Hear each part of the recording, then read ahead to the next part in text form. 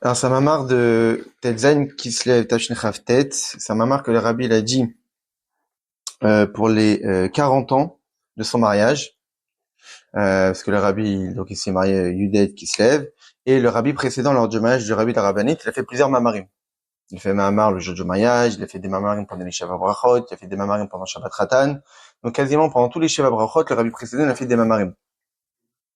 Et le Shabbat Ratan, le rabbi précédent, il a fait un mahamar basé sur l'ancien de maître, Miragla Bepoumé des Rav, des Tachlit Chochma, Cho Maasim Tovim. Donc, là, par exemple, il y a tous les, alors, Miragla Bepoumé des Rav, Tachlit Chochma, Ikara Shel Torah Piresh Rashi, Cho Maasim Tovim. Donc, c'était habituel dans la bouche de Rava que la finalité de la sagesse, et Rashi nous dit l'essentiel de la Torah, c'est la Teshuvah, les bonnes actions. Donc, a priori, le mamar, il est basé sur cette idée d'essayer de comprendre en quoi le but, tachlit, le but de la sagesse, c'est la teshuva, les bonnes actions. Comme c'est marqué le début de la sagesse, c'est la crainte de Dieu, c'est un bon intellect pour tous ceux qui la pratiquent. Les lomdem, le nemar et le losem, c'est pas marqué pour tous ceux qui l'étudient, mais pour tous ceux qui la pratiquent. Donc, on voit bien que dans le verset, on valorise l'action. Dans Télim, on valorise l'action, non pas l'étude. On parle ici de Rishit Chochma. On parle de l'intellect. On aurait tendance à se dire que l'intellect est une bonne intelligence. La Chochma est une bonne intelligence pour ceux qui l'étudient. La sagesse est une bonne intelligence pour ceux qui l'étudient. Non, on te dit pour celui qui l'agisse, pour ceux qui la pratiquent. Donc, on voit qu'a priori, la finalité de la sagesse est d'arriver à ceux qui pratiquent cette sagesse-là. Mais ce qu'il faut comprendre, c'est quel est le lien entre la pratique et l'intellect. On valorise l'intellect par le fait que sa finalité, c'est la réalisation pratique. C'est-à-dire Réchit, pas Tachlit. Oui, mais Réchit, quand on dit, on sait très bien, sauf Marshall, c'est ça. Donc en réalité, la finalité est une indication de ce qu'il y avait au départ. Donc si la prémisse de la Chochma, c'est la crainte de Dieu, ça signifie qu'en réalité, on est censé vérifier et observer de la crainte de Dieu lors de la finalité de la sagesse. On me verra que Shamri Chamiad Mobama Yedoua Shamro Shabbat Parashat Veishlach Lifnei 40 Shana, et mon beau-père le Rabbi, il expliquait dans le mamar qui est connu, dans le Shabbat Parashat Veishlach il y a 40 ans, Venitfas Be Kuntras Rosh Chatuna, et qui est imprimé dans le Kuntras de Rosh Chatuna, Dilechor Mouvan, qu'après on comprend pas. Shari Chochma Vecho Masim Tovim Chalukim Binyanem. A priori, la Chochma, la Teshuva et les bonnes actions sont différents. On est en train de dire que le but de la Chochma, c'est d'arriver à Tshuva Masim Tovim. Lorsqu'une chose a pour but quelque chose, c'est que normalement il y a une similitude entre le moyen et le but. Là, ici, on dit que le moyen, c'est la sagesse, et le but, c'est l'action. Mais la sagesse et l'action, on sait très bien que ça n'a pas la même dimension. Comment? Les Chochma Inyana Avanava Saga. C'est quoi la Chochma? C'est la compréhension, la perception intellectuelle. Et le Tshuva Masim Tovim, Unyan Yirat Shamim ou Frumkait. La teshuva et les bonnes actions, c'est d'être quelqu'un de froum, quelqu'un qui craint Dieu, quelqu'un qui a des bonnes midotes, quelqu'un de sérieux, d'intègre et d'authentique. Qu'on voit dans le mamar, le rabbi précédent, il dit que c'est quoi la chorma? Quelqu'un qui a klog, qui a une bonne tête, quelqu'un qui est, en yiddish, c'est quelqu'un qui a piqué, c'est quelqu'un intelligent, qui est fin. Ou tchom asimto une crème belachon olam froum. Et quelqu'un qui fait la teshuva, quelqu'un qui fait des bonnes actions, c'est quelqu'un qui est appelé de froum. Donc, on voit bien que même dans le langage humain, quelqu'un d'intellectuel, quelqu'un qui a des bonnes midotes. On dit qu'il y a des bar sechel, des bal sechel, il y a des bal midotes. Il y a des gens qui sont dotés d'une bonne tête, il y a des gens qui sont dotés de bons traits de caractère. Donc, on fait référence à des individus distincts qui ont des dons particuliers dans différents domaines. Mais là, on voit que ce que nous dit Rava, c'est que la sagesse implique les bonnes actions. Or, on voit bien que dans ce qu'on côtoie, pas forcément les choses vont de pair, pas forcément avoir une bonne tête implique forcément d'avoir un bon comportement. Et pas forcément avoir un bon comportement implique nécessairement que ça découle d'avoir une bonne tête, des bonnes connaissances. Non seulement que la chorma et la tchouva, les bonnes actions sont différents de leur définition, et l'autre, même plus que cela. Shem mouvdalim zemisé les gambrés. Et même sont complètement différents. Donc, fait sherum be mouchash, comme on peut le voir clairement, chez Yeshnam Anashim Pshutim, qu'il y a des gens tout à fait simples. Shomrim Teilim, Be Ergesh Pnim Obelev Nishbar, On a des gens qui sont simples, qui n'ont pas beaucoup de connaissances de Torah. Pourtant, lorsqu'on les voit lire Tehillim, ils lisent avec émotion, avec sentiment, avec un cœur profond, avec un cœur brisé, et ils sont investis dans les bonnes actions et dans la crainte de Dieu. Alors que on voit bien qu'ils n'ont pas vraiment de grandes connaissances dans la Torah, dans les sagesses, etc. Le rabbi précédent dans le Mamar, il dit aussi l'inverse. On a des gens qui ont beaucoup de connaissances, et pourtant on voit pas forcément chez eux un certain dévouement dans les bonnes actions, dans la crainte de Dieu. Ils ont une bonne tête, mais il n'y a pas forcément d'application concrète. Donc quoi, qu'il est tout à fait possible d'avoir la teshuva et les bonnes actions, sans nécessairement avoir la chorma. Pourtant, quand on dit que le but de la chorma, c'est d'avoir les bonnes actions, on comprend bien qu'en réalité, les bonnes actions, d'une certaine façon, ne peuvent être obtenues que par la chorma. Si la chorma, tout son but, c'est les bonnes actions, c'est que normalement, l'un implique l'autre, et l'autre dépend du premier. Pourtant, on observe dans le commandement des mortels de ceux qu'on côtoie, c'est pas vérifié. Si c'est ainsi, comment comprendre que la finalité, l'essentiel de la sagesse, est la teshuva et les bonnes actions. Donc c'est ça, hein, tous les sujets du Mamar, de comprendre la corrélation entre chorma, teshuva et bonnes actions. Alors évidemment que si on regarde dans ceux qu'on côtoie, on n'observe pas de lien, c'est que forcément il faut redéfinir les choses. C'est que, pas qu'on observe mal, ce qu'on observe c'est vrai, mais que la chorma, c'est pas forcément ce dont la chorma qu'on pense. Ici, la chorma peut-être fait référence à autre chose. Et cette chorma qui fait référence à autre chose, oui, c'est la teshuva et les bonnes actions. Mais la chorma qu'on connaît, peut-être pas.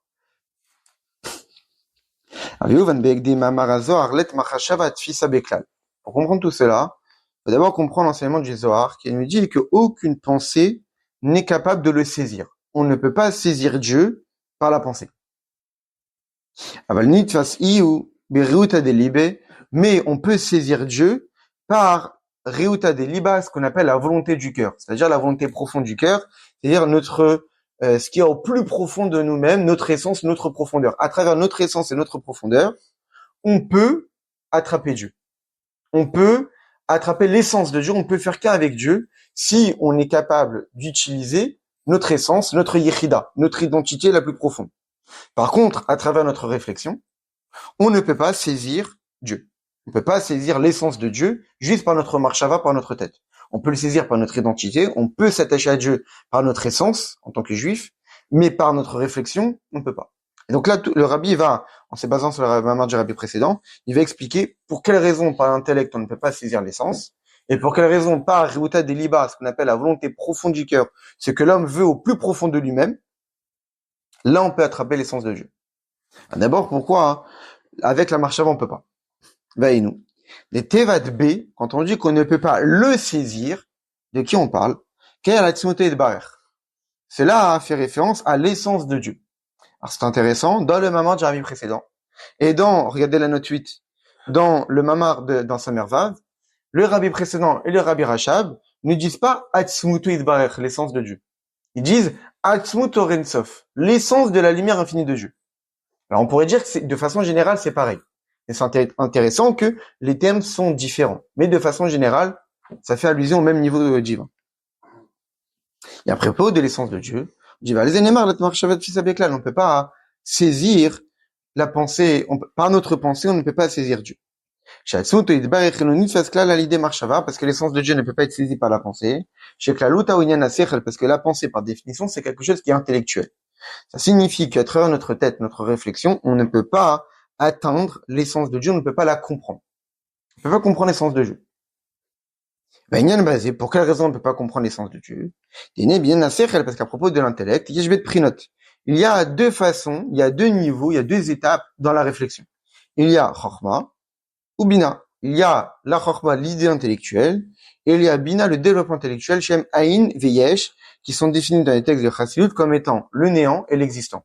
La Chorma, par définition, dit Chorma Ma'in Shematse. La Chorma, elle provient du néant. C'est-à-dire que l'idée intellectuelle, par définition, de façon naturelle, ça n'existe pas, puisqu'elle elle provient de rien. Tout d'un coup, il y a une idée qui apparaît. Donc, fondamentalement, la chorma, c'est quoi chorma? C'est la force du quoi? C'est la force du questionnement. C'est l'absence d'existence. Justement, lorsqu'on est encore dans l'étape de chorma, On ne sait pas vraiment ce qu'on pense. On comprend pas véritablement. On a une idée. On n'est pas capable de l'expliquer. La bina fait apparaître le yesh. La bina fait véritablement apparaître l'existence parce que à travers la bina, on est capable d'expliquer et d'identifier notre première idée dans les détails, en longueur, en largeur et en profondeur. Bina Winyan Havana Vasaga, la bina c'est la réflexion et la perception intellectuelle. Qu'est-ce que ça veut dire? Grâce à la bina, on est capable de saisir une notion intellectuelle par ses limites. C'est quoi par ses limites? Mais en réalité, de la même façon que physiquement, on peut saisir quelque chose par ses limites, c'est-à-dire par ses mesures, comme quelque chose elle a des mesures, on peut l'attraper. Dès que quelque chose n'a pas de mesure et est illimité, on peut pas l'attraper. Intellectuellement, c'est pareil. On saisit quelque chose par sa définition. On comprend pas quelque chose parce qu'elle est comme ci, elle est comme ça, elle a certaines caractéristiques. Et c'est à travers ces caractéristiques et sa définition qu'on comprend une notion. Dès que quelque chose est détaché de limite, ça veut dire c'est quelque chose d'infini, intellectuellement, on peut pas le saisir. Parce que l'intellect, pour saisir quelque chose, il a besoin de s'attraper à quelque chose. Et il s'attrape quoi? Au cadre dans lequel cette notion intellectuelle est définie. Une chaise, ça a 4 pieds, ça a une taille, etc. Donc on voit que pour comprendre le concept de la chaise, on a besoin de limites qui nous permettent à ce que notre cerveau s'attrape sur cette notion-là. Comme n'importe quelle autre notion. Pour comprendre une notion, il faut une définition. Il faut des caractéristiques qui la définissent et qui la différencient d'autres notions. Pour comprendre quelque chose, il faut bien comprendre que c'est cette chose-là que je comprends et pas autre chose que je comprends. Donc, ça veut dire que pour comprendre quelque chose, j'ai besoin de savot, de limites. Shunyan Amijida Vagbala, qui sont les mesures et les limites. La reine Ibifrina Tchesh, c'est pour cette raison qu'on dit que la bina, c'est yesh. Pourquoi? Parce que la bina ne s'exprime que sur quelque chose qui existe. Ça veut dire quelque chose qui est identifiable avec des limites. Par contre, la chorma, c'est la pointe intellectuelle qui dépasse la réflexion. La reine ibifrinatain, c'est pour cette raison que c'est aïn. Pourquoi? Parce qu'au départ, on ne sait pas véritablement ce que c'est, on n'est pas capable de l'expliquer, on a une idée, et souvent quelqu'un dit, c'est quoi ton idée? Je suis pas encore capable de te le dire, attends un peu que je puisse l'asseoir dans ma tête. Et après, je vais pouvoir te l'expliquer. Mais on sent qu'il y a quelque chose, même on est en train de bouillir à l'intérieur, on a du plaisir parce qu'il y a quelque chose qui est apparu, mais on est encore incapable de dire ce que c'est. Nikuda Bilva, c'est juste une pointe, un éclair de génie qui apparaît. Et c'est à propos de ces deux niveaux intellectuels, que ce soit la chorma ou que ce soit la bina, Nehemar, letmar shavat fisabeklal, on ne peut pas saisir Dieu. C'est-à-dire qu'on pourrait peut-être se dire, à travers la bina, je ne peux pas saisir Dieu parce que la bina c'est défini, la bina c'est structuré, la bina s'attarde sur des choses qui sont limitées. On parle de Dieu, et que la bina je peux pas. Mais peut-être qu'avec la chorma, qui elle n'est pas aussi définie et limitée, c'est-à-dire que peut-être par ce niveau intellectuel, on a peut-être du mal à saisir, parce que la bina, c'est bien comprendre aussi, c'est une réflexion intellectuelle. Mais la chorma, souvent dans la chassout, on dit que c'est quoi la chorma? C'est quand je vois quelqu'un.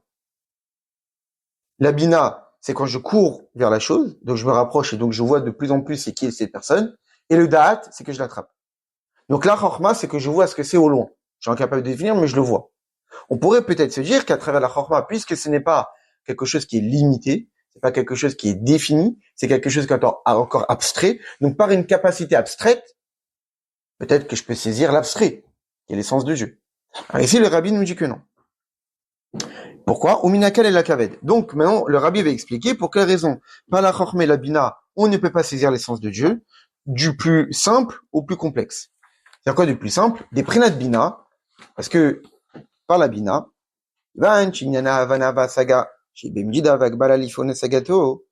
puisque tout le sujet de la bina, c'est quoi? C'est la compréhension, la perception intellectuelle qui est limitée en fonction de notre perception. Évidemment qu'on a tous des capacités intellectuelles, on a tous des niveaux intellectuels, et notre bina diffère de quelqu'un d'autre parce qu'elle dépend de nos capacités. Mais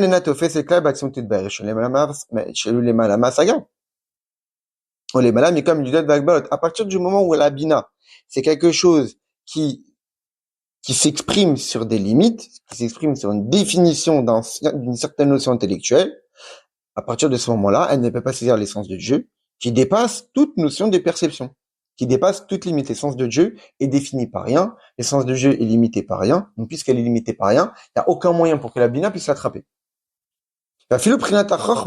Alors même la Chorma, chez Nekudat Haskala, chez les Malam Havana Vasaga, même la Chorma, qui est la pointe intellectuelle qui dépasse, qui n'est pas sous la forme d'une réflexion dans la largesse, dans la longueur, dans la profondeur, qui n'est pas perçue véritablement, mais quelque chose qui jaillit,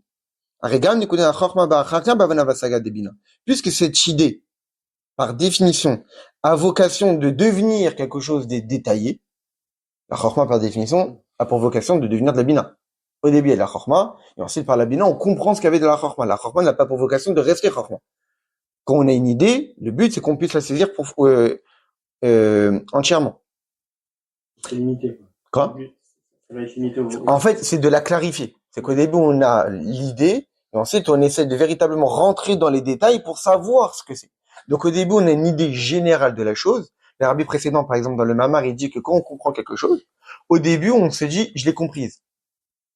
Dès qu'on rentre dans les détails, on voit qu'en réalité, ce qu'on avait établi au départ n'était pas véritablement saisi, parce qu'on rentre dans les détails, on découvre d'autres choses. Et le rabbi précédent, il dit que justement, lorsqu'on rentre dans les détails, pour des fois nous permettre de comprendre les détails, c'est se rappeler ce qu'on avait établi au départ. Souvent, on peut le remarquer, que quand on essaie de comprendre quelque chose, on essaie toujours de se ramener à notre première impression.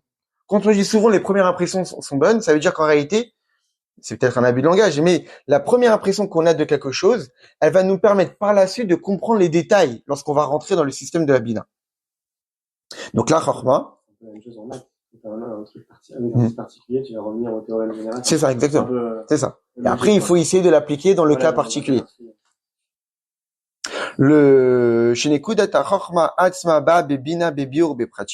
Que cette idée de la chorma elle-même va venir dans la bina, dans la réflexion, de façon expliquée et dans les détails. Chez Zouinyan, c'est ça l'idée, nekuda bechala, la pointe dans le sanctuaire. D'ailleurs, qu'on dit qu'en réalité, le sanctuaire, c'est la bina, qui est le développement en long, en large et en profondeur, et la chorma va justement rentrer dans ce sanctuaire-là pour justement être comprise pleinement.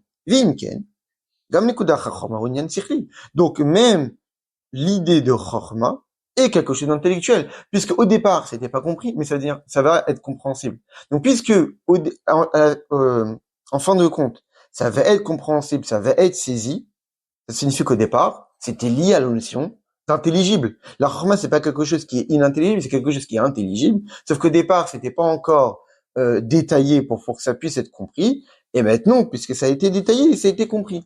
Mais puisque quelque chose, il peut être compris, c'est qu'au départ, il est dans la dimension. Il fait partie de l'intelligible. Donc, puisque la chorma est dans le domaine de la réflexion, de la compréhension, donc il ne peut pas saisir l'essence de Dieu. Puisque l'essence de Dieu, par définition, est au-delà du domaine de l'intelligible. Donc, qu'est-ce qu'on comprend de là? C'est que si on veut saisir l'essence de Dieu, forcément, ça doit être par un outil qui n'est pas du domaine de l'intelligible, puisque l'essence de Dieu n'est pas dans le domaine de l'intelligible. Donc, il faudrait trouver un outil qui est de la même nature que l'essence même de Dieu. Ve'odzot, pas n'importe quel aspect de la Torah. Justement, c'est ça toute l'idée du Mama. Ve'odzot, plus que cela. Donc là, le rabbi, il va rentrer encore plus dans les détails. Il dit qu'en réalité, dans la chorma, il y a plusieurs étapes. La chorma peut être partagée en plusieurs niveaux. Il dit que, au début, ce qu'on a compris de la chorma, c'est l'idée intellectuelle qui apparaît. Mais il dit qu'avant même cette idée intellectuelle, ce qu'on appelle ce qu'on a établi, ce qu'on a installé intellectuellement, on nous apprend quelque chose, on voit quelque chose, on dit, je l'ai compris comme ça. Chez la reine, lorsqu'on veut lui poser la question, pourquoi tu comprends comme ça? Le yadé hachif, on est incapable d'expliquer. C'est comme ça que je sens. Souvent, on dit comme ça. Je sens que c'est ça. Et pourquoi tu sens que c'est ça? Je sais pas. Mais c'est comme ça que ça s'est installé dans ma tête. Je suis en train d'apprendre une certaine notion, une certaine information. Et pour moi, je l'ai compris comme ça. On nous pose la question, et pourquoi tu comprends comme ça? Je sais pas. Mais ça s'est installé comme ça dans ma tête.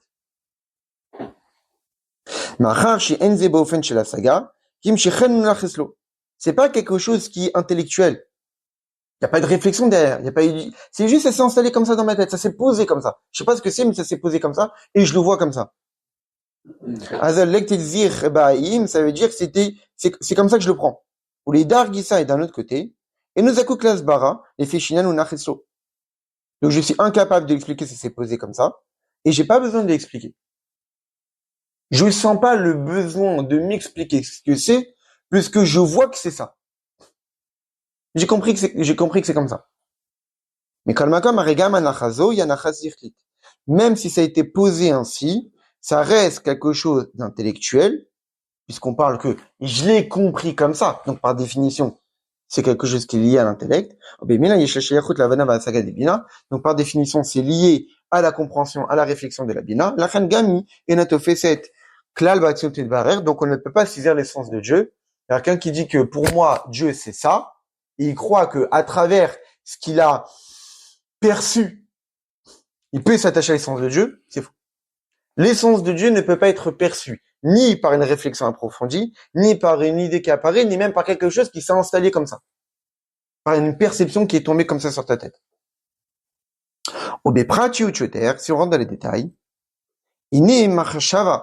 la pensée. Dans le passage du Zohar, on dit let machashava tfisabek, il n'y a pas de pensée qui puisse le saisir. Bilvad. Ici, le rabbi nous avait dit, quand il n'y a pas de pensée qui peut saisir Dieu, il a ouvert la possibilité qu'on parle de la chorma, on parle de la bina, ni la bina ne peut saisir Dieu, ni la chorma ne peut saisir Dieu. Là, le rabbi dit non. Si on est attentif au terme employé dans le Zohar, on parle de machashava. Et machashava, c'est chorma. C'est-à-dire que même le Zohar, il exclut complètement la possibilité que ça puisse être bina. Rien que chorma, par définition, ça peut pas saisir Dieu. Comme chez Katobé Zohar, machashava veyovala, loït paresh lealmin. Que la machashava et ce qui s'écoule d'elle ne se sépareront jamais. Des yovala au prinat bina. Si la machashava est de ce qui s'écoule d'elle, ça veut dire que la machashava c'est un niveau et ce qui s'écoule d'elle c'est un autre niveau. Donc on a bien ici chorma et bina. Machashava est prinat chorma et donc la machashava correspond à la chorma. Et là le rabbi rentre dans les détails. Maintenant dans la machashava il y a deux niveaux. Vini machashava ou chashav ma. On voit que le mot machashava, la pensée, peut être coupé en deux mots dans le Zohar. Chashav ma.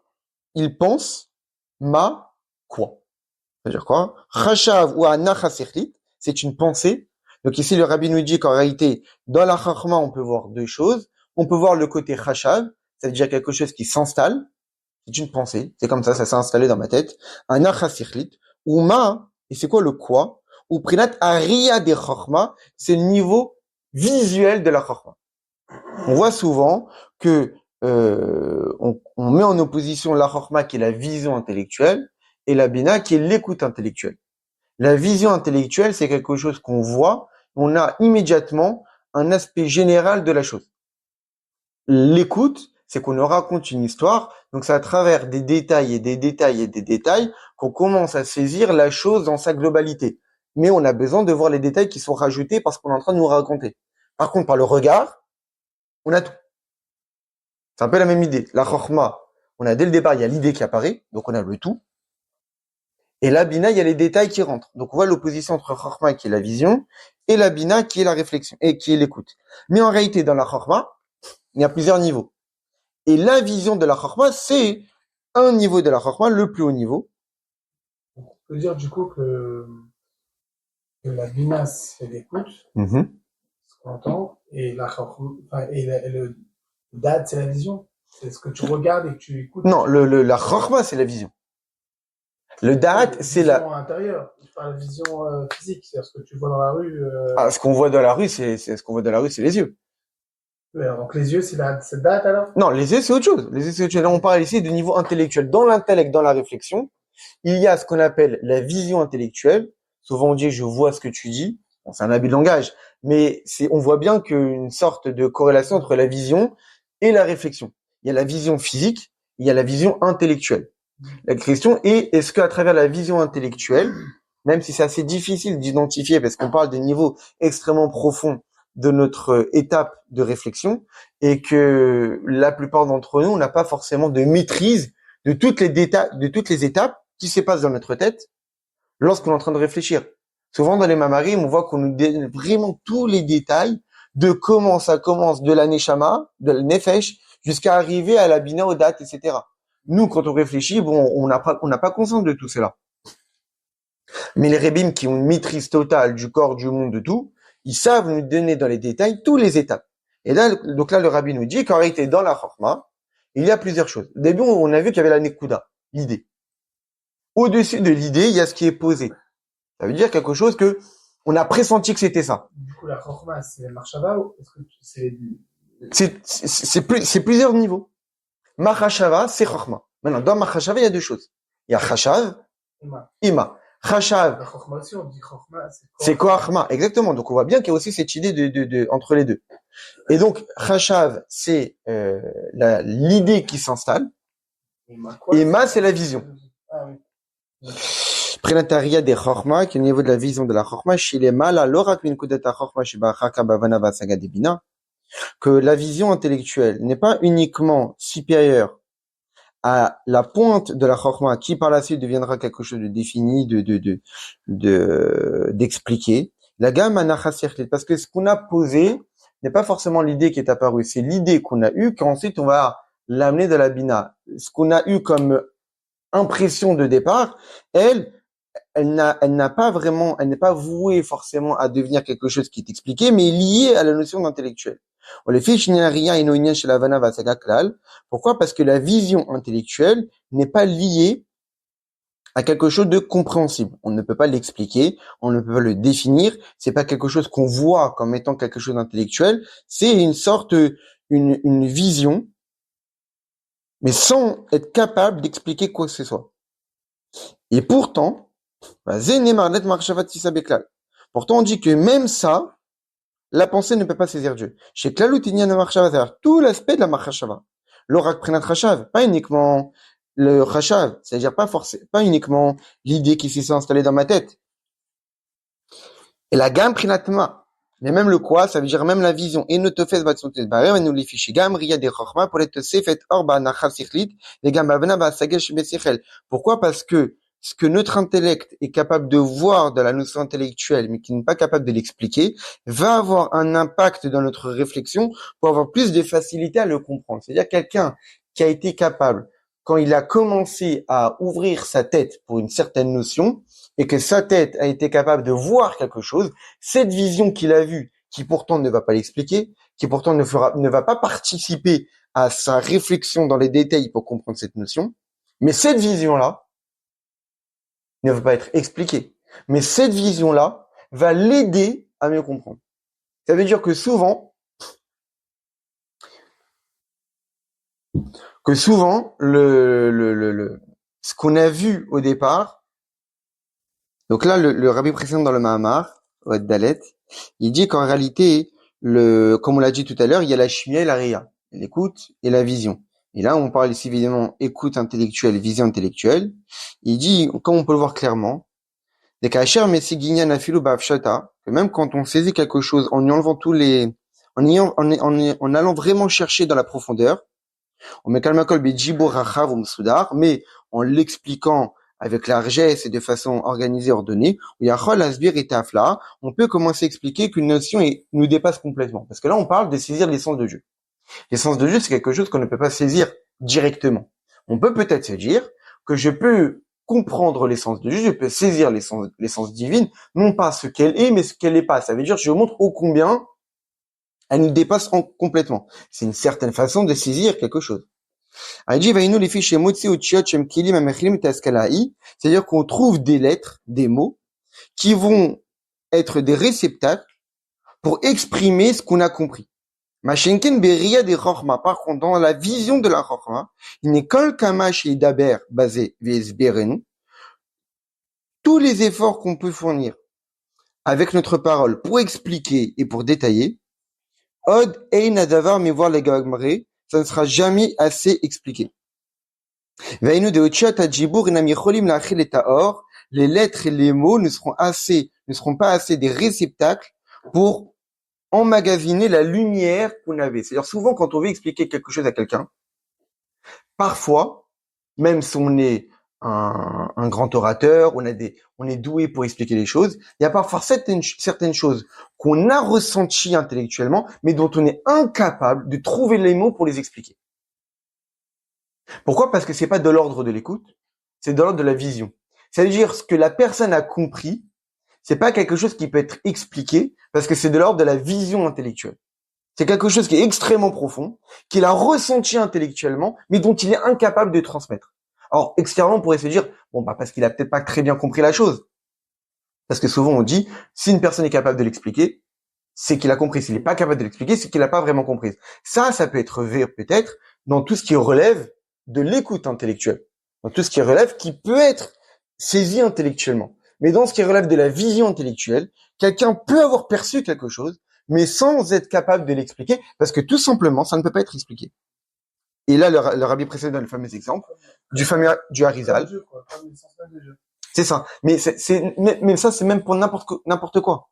C'est-à-dire que, et le Harizal, par exemple, un certain après-midi de Shabbat, il a fait une sieste, il s'est réveillé, et il a dit, c'était pendant Shabbat Parashat Balak, il a dit que si je souhaite expliquer tout ce que j'ai eu comme révélation pendant mon sommeil, même 60 ou 80 années sans m'arrêter pour expliquer ne serait pas assez suffisant. Ça voudrait dire que il a eu une compréhension, mais cette compréhension n'était pas de l'ordre de l'écoute intellectuelle, quelque chose qui peut être expliqué, mais c'est quelque chose de l'ordre de la vision. Et cette vision-là est inexplicable dans les mots qu'on utilise pour expliquer. Donc on voit qu'en réalité, la vision, c'est quelque chose qui est complètement au-dessus de la perception. Néanmoins, on pourrait se dire, une vision pareille, quelque chose qui ne peut pas être expliqué. Donc on a l'impression, c'est peut-être de la même ordre d'idée que l'essence de Dieu. L'essence de Dieu ne peut pas être expliquée. La vision intellectuelle non plus ne peut pas s'exprimer dans des lettres et des mots. Donc peut-être qu'avec ce niveau-là qu'on a dans notre tête, dans notre nefesh, cette vision intellectuelle, peut-être qu'elle peut saisir l'essence de Dieu. Alors le rabbi précédent nous dit que quoi? Il dit que non. Que non seulement notre neshama ici-bas est incapable de saisir l'essence de Dieu, mais rien dans aucun monde spirituel ne peut saisir l'essence de Dieu. Même la chorma de l'Atzilut ne peut pas saisir l'essence de Dieu. Donc on reprend dans les mots du rabbi. Donc on voit que le rabbi précédent nous a bien expliqué c'est quoi cette notion de vision. C'est quelque chose qui par définition on est incapable de l'expliquer. Et même ça ne peut pas saisir l'essence de Dieu. Alors dans les mots du rabbi, parce que cette vision intellectuelle, peut-être qu'on ne peut pas l'expliquer, mais elle va participer à notre compréhension du sujet. Le Harizal, lorsqu'il a eu cette vision-là, évidemment, va lui permettre de mieux la comprendre. Il est peut-être pas capable de l'expliquer parce que c'est inexplicable, mais elle va participer à la réflexion qu'il a eue de tout ce qu'il a eu comme révélation. Et donc, puisque la vision participe à la réflexion, donc c'est lié à la notion de réflexion. Si c'est lié à la notion de réflexion, donc c'est lié à la réflexion. Donc ça ne peut pas saisir l'essence de Dieu. L'essence de Dieu ne peut pas être saisie par quelque chose qui a un quelconque lien avec la compréhension. Même le lien le plus infime que soit-il. Même la marshava akdouma d'Adam Kadmon, ça veut dire, c'est quoi la marshava akdouma d'Adam Kadmon? C'est-à-dire la pensée première que Dieu a eue, ce qu'on dit beskira achat, avec une idée d'une seconde, où dans cette pensée-là primordiale, Dieu a eu la pensée de toute la création en une seconde. En un instant, tout était déjà là dans cette pensée. Et lorsque Dieu l'a créé, il s'est rentré dans les détails. Mais la marshava d'Adam Kadmon, ça veut dire l'homme primordial, ça veut dire ce que l'idée du projet de départ, la pensée au départ du projet, même elle, ne peut pas saisir l'essence de Dieu. Puisque par définition, elle est qualifiée en tant que marshava. Donc même si on parle évidemment ici d'un niveau de réflexion qui dépasse complètement les niveaux de réflexion qu'un homme peut avoir, parce qu'on parle ici d'un niveau de chorma qui est le plus élevé qui puisse être. Mais malgré cela, puisque c'est qualifié en tant que marshava, même elle ne peut pas saisir l'essence de Dieu. Donc, on voit que la Chorma ne peut pas saisir l'essence de Dieu. Adam Kadmon, c'est Adam Rishon?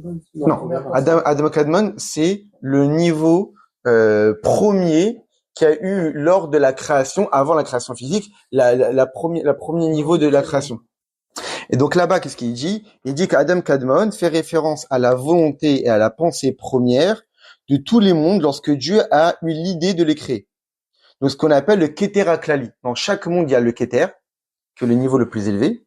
Et Adam Kadmon, c'est le Keter Aklali, c'est-à-dire c'est le niveau le plus élevé général de toute la création.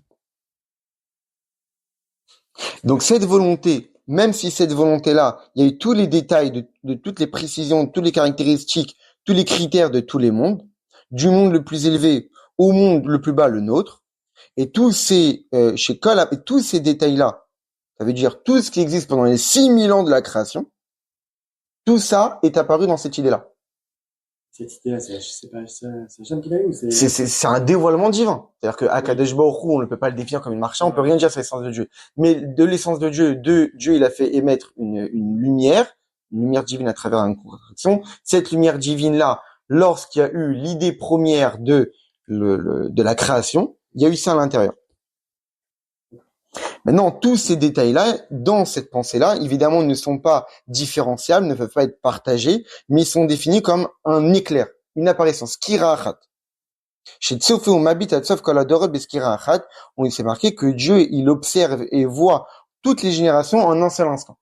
C'est un seul instant, c'est ce qu'on appelle Marshava Agduma de Hak. Et donc même cette pensée-là, qui est un niveau divin, donc on imagine le niveau exceptionnel de ce niveau divin-là. Si on pourrait se dire, est-ce que ce niveau divin-là peut saisir l'essence de Dieu? Non. Parce qu'il est défini comme étant une pensée. Au-dessus de la Tzilut, ouais. Parce que c'est ce qui est à l'origine même de la création. Donc là, le rabbin nous a expliqué qu'à travers la réflexion, on ne peut pas saisir l'essence de Dieu. Maintenant, est-ce que par la avodat Hashem? C'est-à-dire, est-ce que par les midot, on peut saisir l'essence de Dieu? Comme on sait très bien que tout ce qui existe, on peut y trouver un pendant, un exemple, une parabole dans le service de Dieu. Et nous, binyan ahava, dans l'amour de Dieu, d'être pour Chana que pour Chana des rechemuta, qu'il n'y a rien de chose qui s'élève aussi bien que par l'amour. L'amour est un outil d'élévation. À propos de l'amour qu'on peut avoir pour Akadosh Baruch Hu, il y a plusieurs façons d'aimer Dieu, plusieurs niveaux dans l'amour de Dieu. Il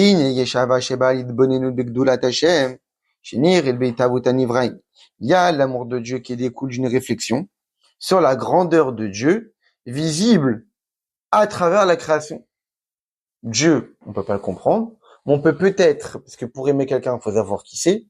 Donc pour aimer Dieu, il faut réfléchir sur Dieu. Maintenant Dieu, comme on vient de comprendre, on peut pas le saisir intellectuellement, donc on va réfléchir sur la création. Et en réfléchissant sur la création de comment le monde a été créé, un sentiment d'amour va apparaître en nous. La réflexion sur quelles sont nombreuses tes actions, et la réflexion sur quelles sont grandes tes actions. Que ce soit dans la quantité ou dans la qualité. Donc ça veut dire qu'il y a deux sujets sur lesquels un juif est censé réfléchir pour créer cette première sorte d'amour. C'est la quantité apparue de la création, qui est un indicateur de la grandeur de Dieu, et la qualité apparue de la création, la grande qualité apparue de la création, qui est un indicateur, qui est un outil de réflexion pour nous permettre d'aimer Dieu. Donc dans la référence, le rabbi dit Kamevar Betorah comme c'est marqué dans le Torah, c'est un mamar dans Parashat Vayera, dans lequel là-bas l'Admorazaken il explique longuement c'est quoi Marabou Masecha et c'est quoi Magadou Masecha. Alors Marabou Masecha, c'est quoi? C'est tous les mondes inférieurs, toutes les créations, toutes les créatures de ce monde de la physique qui se partagent par leur espèce, par de multitudes et multitudes d'espèces, des dizaines de milliers dans les minérales, végétales et animaux, et que toutes ces choses-là, il y a plusieurs espèces de minérales, plusieurs espèces de végétales, plusieurs espèces animales. Et chacune de ces espèces-là, il a son propre goût. Comme la pomme a son goût, la noix a son goût, les amandes ont leur goût. Donc, chaque espèce végétale a son propre goût qui se diffère d'un autre. Pareil dans les herbes, dans les fleurs, etc., etc. Maintenant, le goût, c'est quelque chose qui en réalité relève du spirituel. On sait très bien que quand un certain fruit il a un certain goût, cela fait référence à un certain niveau divin qui se diffère du niveau divin, la source divine, de l'autre espèce. Et donc, qu'est-ce qu'on comprend de là? On comprend de là une sorte de multitude. Parce qu'en réalité, Dieu il a créé un monde vaste, avec dans chaque règne minéral, végétal, animal, des différences, et dans ces différences, des différences, ou même une pomme n'a pas le même goût, même si elles appartiennent à la même espèce. Peut-être une est plus sucrée, peut-être une est moins sucrée. Même quand on achète les fruits, on voit bien qu'on a du mal à trouver le fruit qui est bon. Pourquoi? Parce qu'ils sont tous différents. Pourtant, c'est le même fruit. Alors déjà, il y a des espèces de fruits. Même les goûts sont différents dans le même fruit.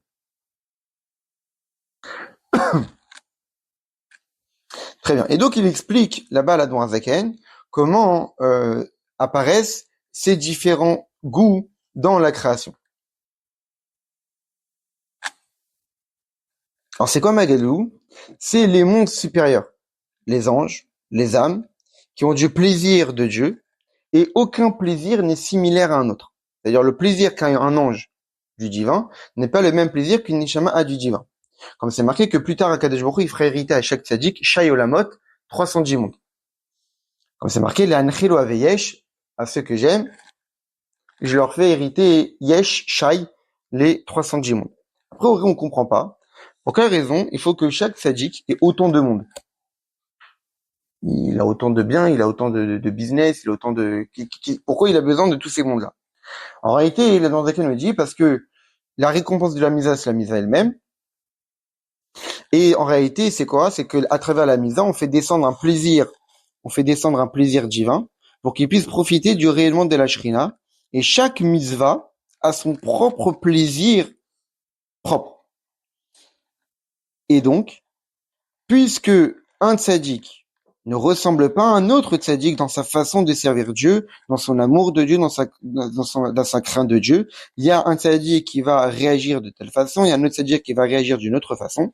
C'est pour cette raison qu'Akadosh Baruch Hu, il fait hériter à chaque tzaddik des multitudes de mondes, parce que chaque monde correspond à un certain dévoilement divin qui aura un certain plaisir à procurer à l'Eneshama. Et chaque plaisir est différent pour chaque mitzvah, et chaque tzaddik aura des plaisirs différents parce qu'ils sont différents. Et ce rayonnement de la Shrina inclut une multitude des dizaines de milliers de niveaux de plaisir pour la Neshama à l'infini. Très bien. Donc c'est ça en réalité Magadou Masecha. Donc c'est aussi sur ça qu'on est censé réfléchir pour comprendre la grandeur de Dieu et ainsi créer l'amour de Dieu. Parce qu'on aime quelqu'un lorsqu'on prend conscience de sa grandeur. Donc on a Marabou Masecha, la multitude en quantité, les multitudes d'espèces qu'on a dans notre monde, et Magadou Masecha, la multitude qualité, les différents niveaux de plaisir qu'un juif aura accès après avoir fait son travail ici-bas. Que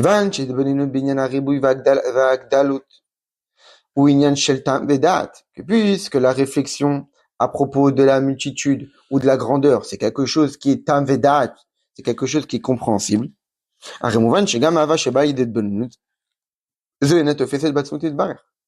L'amour qui va être créé, puisqu'elle découle d'une réflexion, ne peut pas saisir l'essence de Dieu. Quand on dit saisir, c'est pas saisir intellectuellement, c'est créer un lien. Est-ce que l'amour qu'un juif va avoir, parce qu'il a compris la création de Dieu, parce qu'il a compris ce que Dieu fait dans les mondes spirituels, va lui permettre de créer un lien avec Dieu? La réponse est non. C'est pas suffisant. Pourquoi? Parce que l'amour de Dieu créé par une réflexion est elle aussi limitée au même titre que la réflexion. On avait expliqué tout à l'heure que la réflexion ne peut pas saisir l'essence de Dieu, l'amour créé par une réflexion non plus. Maintenant, il y a un niveau supérieur dans l'amour de Dieu. Ce n'est pas un amour qui découle d'une réflexion sur ce que c'est, mais c'est une réflexion sur ce que c'est pas. Aflat Orensof, ô combien la lumière infinie de Dieu nous dépasse complètement. C'est la réflexion sur le fait, non pas le lien qu'il y a entre le divin et le monde et la création, Mais ô combien le divin est infiniment élevé par rapport à la création. Et ô combien la création est insignifiante par rapport à Dieu. C'est la fameuse étape dans la Tfila. Toutes les étapes de Baruch Shama, Psuké des Imra, c'est la première réflexion. On nous explique la création pour nous permettre de réfléchir pour nous permettre de réfléchir sur ces sujets-là et créer l'amour de Dieu, mais qui découle de la réflexion sur ce que Dieu a créé. Ensuite, on arrive au bracha de Kriyat Shema, où là on dit Kadosh, Kadosh, Kadosh. C'est non pas une réflexion sur ce que c'est une réflexion au combien Dieu il est Kadosh. Donc on appelle Aflaat Or Sof. Donc là, ça nous permet d'obtenir l'amour qui est beaucoup plus grand, qui est beaucoup plus profond, qui n'est pas un amour qui découle d'une réflexion sur ce qu'on appelle Toharim Chiyuvim, ce que c'est, mais ce qu'on appelle Toharim Shliliim, ce que c'est pas. Shemit Bonen, et grâce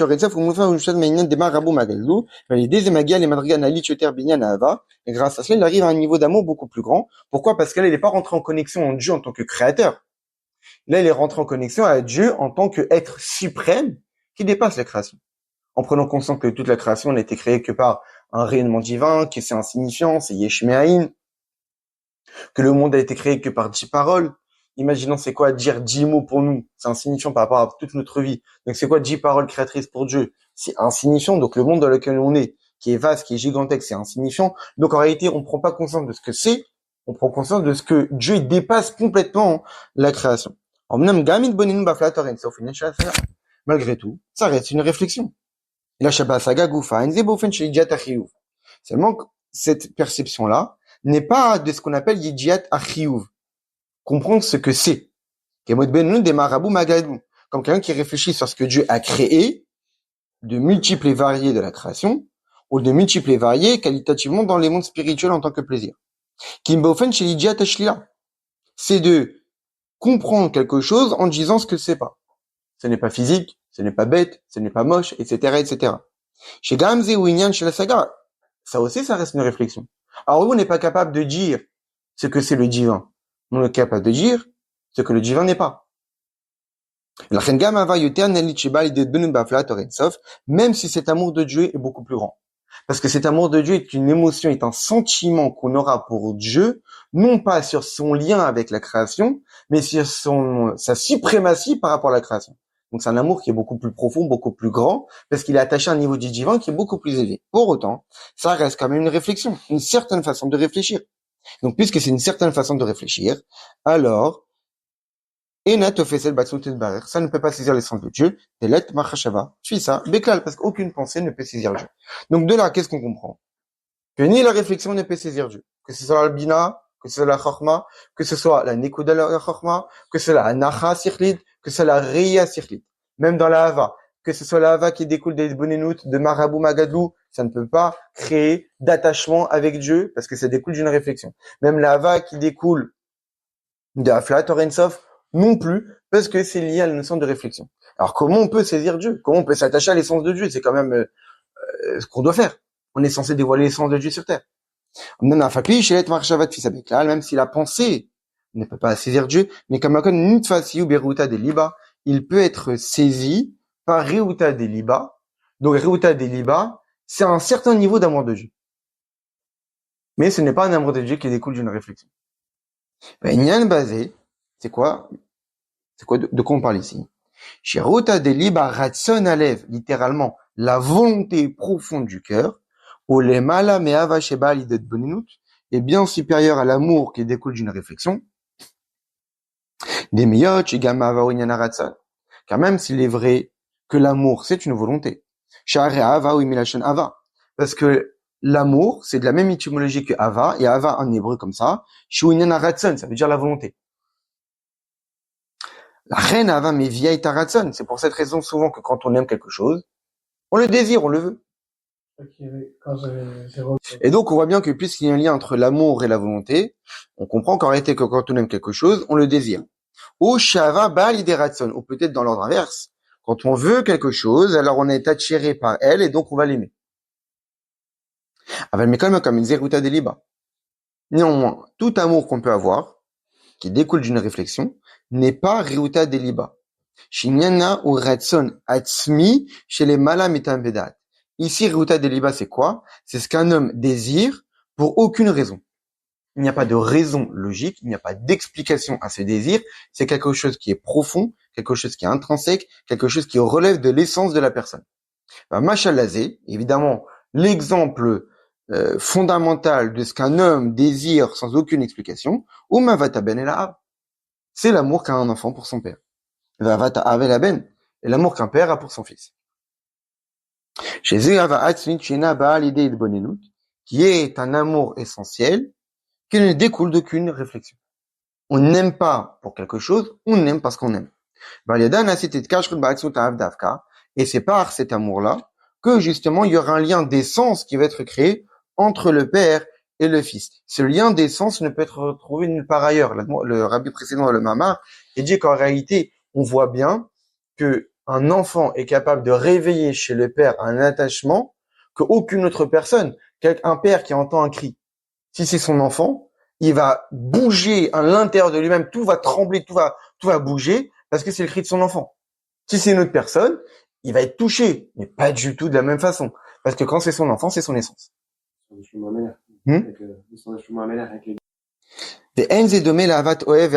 Évidemment que l'amour entre un père et son fils n'est pas du tout similaire à l'amour entre deux personnes qui s'apprécient. Même si on peut voir ici un grand lien, un grand amour qui est intense, comme par exemple on peut voir dans l'histoire de Jonathan et David Ameller. Il y a un grand amour entre les deux, entre le fils de Shaoul et David. Mais quand comme Ariesh, Sibot, elle avait Kashrut.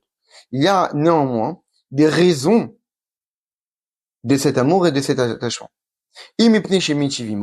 Ou tout simplement parce que on s'aime parce que tu m'as fait du bien.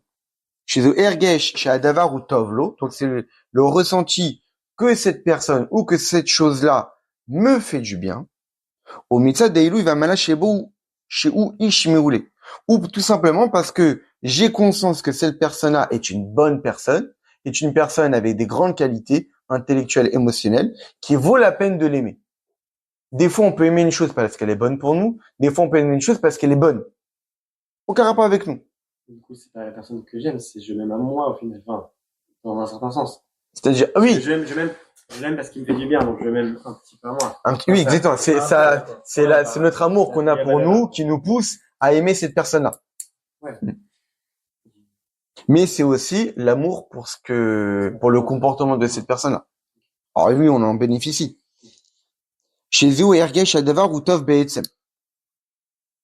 Que là, ici, c'est le sentiment que la chose est bonne. Et c'est ce qu'on dit dans le divin. Il y a différents amours qu'on peut avoir pour le divin. Amour dévoilé, on parle pas d'amour intrinsèque. C'est ça de ressentir que Dieu est bon pour moi. Toi, tout simplement, de ressentir que Dieu est bon. Pas forcément pour moi, mais parce que Dieu est bon par définition. Il a créé le monde, on voit tout ce qu'il a fait, tout ce qu'il fait, etc. Donc, à travers son comportement, on l'aime. Quand on peut aimer une personne, pas forcément que cette personne-là, on a une quelconque relation avec elle, on s'est jamais vu, mais de ce que je lis d'elle, de ce que je comprends de sa vie, je l'aime. Parce que j'ai compris que c'est une bonne personne. La reine, צריך basé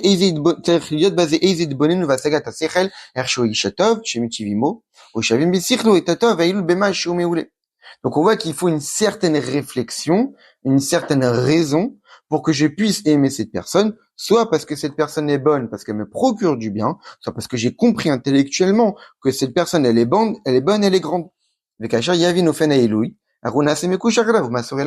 donc automatiquement, puisque j'ai compris sa grandeur, alors je serai dévoué pour cette personne-là, je serai attaché à elle. S'il y a compréhension, il y a émotion. Mais l'amour qu'un fils a pour son père, non, mais ça n'attache pas chez Mashpialo. C'est pas du tout par rapport au fait que le père lui donne la subsistance, lui donne à manger, lui donne des sucreries, le fait sortir, etc., etc. Comme c'est marqué dans le livre de Moussa. Dans le livre de Moussa, c'est marqué quoi? Un enfant, il doit aimer son père parce qu'il le nourrit, parce qu'il lui donne à boire. Non. Ou parce que mon père, c'est un grand chacham, ou parce que mon père, c'est quelqu'un de très intelligent, qui fait des grandes choses, qui a des grands projets. Et l'amour qu'un enfant pour son père, c'est parce que tout simplement, ils ont la même essence. C'est la même personne, divisée en deux. Mais c'est la même identité, c'est la même essence. L'enfant provient du père. Et comme ils ont la même essence, la même source, donc ils s'aiment. C'est un lien intrinsèque. Et c'est ça la volonté profonde du cœur. Ici, on parle d'un lien, non pas un lien qui découle d'une compréhension, mais un lien intrinsèque, un lien d'essence de la neshama. Et puisque cela relève de notre essence, alors on peut attraper l'essence. Ok, la shana yadoa, que l'essence prend l'essence. On veut attraper l'essence de Dieu, ça découle de notre essence. Donc ça veut dire que le seul outil qu'on a à disposition pour attraper l'essence de Dieu, c'est notre propre essence. Ce n'est pas la réflexion, ce n'est pas un amour qui découle d'une réflexion, mais c'est d'être capable d'utiliser ce qui est au plus profond de nous-mêmes. Et si on utilise au plus profond de nous-mêmes, on attrape l'essence de Dieu. Donc de la même façon que de ce que dit le Zohar, le Zohar nous dit que la pensée ne peut pas saisir l'essence. On ne peut pas attraper l'essence. Mais on peut l'attraper par la volonté profonde du cœur. Ita, Gam et Tanya, on a la même chose dans le Tanya. Qu'est-ce qui est marqué dans le Tanya à la fin du Perek Dalet? Chez l'Et Machashavat Tfisa Beklal, que oui, il rapporte ce passage du Zohar, que intellectuellement on ne peut pas saisir Dieu. Kim Kacher Tfisa Mtlabeshet Betorom Mizvotea. Par contre, quand l'essence de Dieu s'est habillée dans la Torah et des Mitzvot, là on attrape Dieu. Parce que dans les Mitzvot, il y a Dieu. Parce que dans la Torah, il y a Dieu. On utilise des outils qui sont Dieu lui-même. Les Mitzvot, c'est Dieu, la Torah, c'est Dieu. Dieu et la Torah ne font qu'un. Donc la Torah n'est pas une réflexion, la Torah est Dieu. Donc à travers l'étude de la Torah, on a Dieu. Dieu, il a été Metzamtzem et Tahor Ensof. Dieu, il a contracté toute sa lumière infinie dans la Torah. Dans le Sépérikla, la Noirzaken, il compare la Torah comme de l'eau qui s'écoule, mais qui a la même nature. La Torah, c'est quelque chose qui est descendu de niveau en niveau pour rentrer dans ce monde physique et matériel avec des notions physiques pour qu'on puisse les comprendre. Mais à travers nos efforts de la compréhension de la Torah et de la pratique des mitzvot, on attrape l'essence de Dieu. Même si aucune réflexion ne peut attraper Dieu. Donc ce n'est pas le côté intellectuel de la Torah qui nous permet d'attraper Dieu. Parce qu'on a dit qu'intellectuellement on ne peut pas attraper Dieu. C'est l'essence qui se trouve dans la Torah et des mitzvot qu'on peut attraper Dieu. Parce que l'essence attrape l'essence. Donc de là, qu'est-ce qu'on comprend depuis le début jusqu'à ce moment-là? Jusqu'à ce point-là, on comprend qu'en réalité, l'essence de Dieu ne peut être saisie qu'à travers quelque chose qui relève de l'essence. En nous, notre neshama, qui est chelek el kamim al mamash, c'est l'essence divine, donc on peut attraper l'essence de Dieu par notre essence qui est ruta deliba. Torah et mitzvot, c'est l'essence divine, donc à travers Torah et mitzvot, on peut saisir l'essence de Dieu. Mais pas la Torah en tant que sujet intellectuel. Alors quelqu'un qui, dans son étude de la Torah, il voit, alors certes, il faut, un sujet de compréhension, il comprend la Torah, il réfléchit, etc., etc. C'est pas forcément cet aspect de la Torah qui va le permettre d'attraper l'essence de Dieu. Les mitzvot, oui. La Torah, non. Ça dépend quel niveau de Torah on parle. C'est ce que le rabbi va dire maintenant. C'est-à-dire que les mitzvot, par définition, il y a l'essence de Dieu directement. Pourquoi? Le rabbi va rapporter une référence juste après, je vais essayer de dire un résumé. Donc là, le rabbi répond. Alors, c'est quoi la finalité de la chorma? C'est la teshuva et les bonnes actions. Le rabbi nous a rapporté Rashi. La finalité, c'est dire quoi? L'essentiel de la chorma, ou teshuva ou maasim tovim, c'est la teshuva et les bonnes actions. L'essentiel de la chorma, c'est d'être similaire à la teshuva et les bonnes actions. La chorma, c'est de la réflexion, mais c'est pas ça l'essentiel. L'essence de la chorma, c'est d'être comme des bonnes actions, d'être comme les mitzvot. Les mitzvot, à travers leur pratique, on s'attache à l'essence de Dieu. La Torah aussi. Mais c'est l'essentiel de la Torah. L'essentiel de la Torah, c'est d'être similaire aux mitzvot. Parce qu'à travers l'essentiel de la Torah, on peut s'attacher à l'essence de Dieu. Comme le Rabbi Presson explique dans le Mahamar, mais de façon très succincte, mais que s'expliquer de façon beaucoup plus large et détaillée, Dans le premier Mahamar sur Megillat Esther dans Torah Or. Là-bas, l'Admor Zaken explique la différence entre la lumière divine qui se dévoile dans la Torah et la lumière divine qui se dévoile dans les Mitzvot. Là-bas, il explique en réalité et par définition que puisque la Torah c'est quelque chose qui est spirituel, qui est théorique et intellectuel, eh bien en réalité, ce qui est dévoilé à l'intérieur, c'est ce qu'on appelle Or HaMemale. C'est la lumière qui remplit les mondes. Par contre, les Mitzvot, qui sont des objets matériels, des choses physiques et matérielles, des actes, eh bien en réalité, pour être dévoilé là-bas, parce que c'est physique, eh bien, par un mécanisme de Hila ve'Alul, de cause à conséquence, par du spirituel, même si il y a énormément d'étapes, du spirituel restera du spirituel. Pour faire apparaître du matériel, faut forcément du Yesh Me'ayin. Faut forcément, à un moment donné, ce qu'il appelle un saut. Kol Dodi Dofek. Il faut une discontinuité. Il faut un saut entre le spirituel et le matériel pour faire apparaître quelque chose de physique. Donc, les mitzvot sont créés par quelque chose, par une lumière infinie de Dieu, qui est capable de créer ex nihilo du physique. Et il dit que puisque les mitzvot sont la volonté de Dieu, cette lumière infinie de Dieu qui est à l'origine de la création du monde matériel, qui évidemment qu'elle n'est pas dévoilée, parce que si elle était dévoilée, le monde matériel ne pourrait pas exister en tant que tel. Mais il est créé par la lumière Or HaSovev, par la lumière infinie. Parce que c'est uniquement la lumière infinie Or HaSovev qui peut créer à partir de rien le monde physique. Le Or HaMemale non, parce que le Or HaMemale c'est que par Hila ve'Alul, Beit Lapshut, etc. Et donc le Or HaSovev, il peut créer le monde physique, mais évidemment de façon, c'est juste une éhara, c'est juste un petit rayonnement qui est lié à ce monde physique, parce que si c'était le vrai Or HaSovev sans ce petit rayonnement, le monde ne serait pas capable de le supporter. Mais dans les mitzvot, puisque c'est la volonté de Dieu qui est les mitzvot, alors dans les mitzvot, il y a le Gilouï Or HaSovev. Il y a un dévoilement de la lumière infinie de Dieu. De là, qu'est-ce qu'on comprend? C'est qu'à travers les mitzvot, lui, on s'attache à l'infini. Parce que les mitzvot ne peuvent être créés que par l'infini, puisque c'est Yesh Me'ayin, et les mitzvot, puisque c'est la volonté de Dieu, cet infini-là, il est dévoilé à l'intérieur. Memale, c'est Yesh Ve'yesh, du coup? Memale, c'est de la lumière divine qui est adaptée pour se dévoiler dans les mondes. Donc, puisque c'est adapté, ça veut dire que c'est Hila ve'Alul. C'est Or HaSovev qui fait de... Après, je pense que c'est un mamar qui vaut la peine de s'attarder là-dessus, mais bon, juste en résumé, ce qu'il dit là-bas, plus ou moins, l'Admor Zaken dans Torah. Binyan malata mizot legabi limud Torah. Là-bas, on explique, donc on voit bien la supériorité des mizot par rapport à l'étude de la Torah. Chez les gamalat masim tovim, qui est aussi la supériorité des bonnes actions. Bagdama tachua chez les dam masim tovim, comme c'est connu que pour quelle raison il marqué tchua masim tovim la teshua les bonnes actions, sachant que normalement c'est l'inverse. C'est les bonnes actions. S'il y a faute, il y a teshua. Pourquoi teshua et bonnes actions? Parce que grâce à la teshua, les maasim sont tovim. C'est-à-dire que les bonnes actions sont lumineuses et éclairantes. La teshua permet de changer complètement notre façon de servir Dieu. Donc la teshuva, c'est pas forcément réparer des fautes. La teshuva, c'est cette envie de se rapprocher de Dieu, ce retour et une recherche de l'essence divine. Donc la grandeur des masim tovim par rapport à la chorma, on met émouvan, chez Dar, kalidei teshuva, masim tovim, le crime est aïtsem. Là, qu'est-ce qu'on comprend? Que par la teshuva et les bonnes actions, on attrape l'essence de Dieu. Comment l'idée Reuta Deliba? Reuta Deliba, c'était quoi? C'est l'essence du juif qui est en lui, qui est l'essence de Dieu. Le fils avec le père, un amour intrinsèque.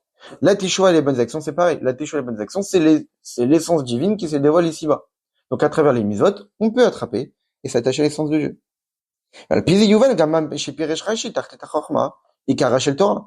De là, on peut comprendre le commentaire de Rashi. Rashi nous dit quoi? C'est quoi l'affinité de la chorma?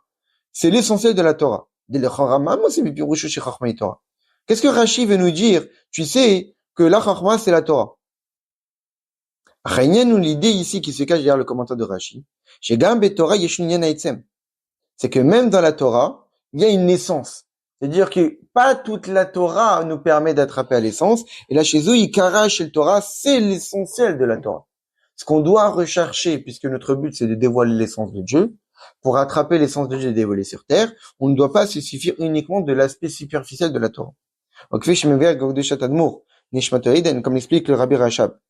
Sikha Yadua de Simchat Torah chez Betorat Shalom, dans la fameuse Sikha de Simchat Torah. Shikar Inyan HaChochma ou Inyan HaBitul. C'est que la Chochma, comme on l'a dit depuis le début du Mamar, la Chochma, c'est une étape intellectuelle.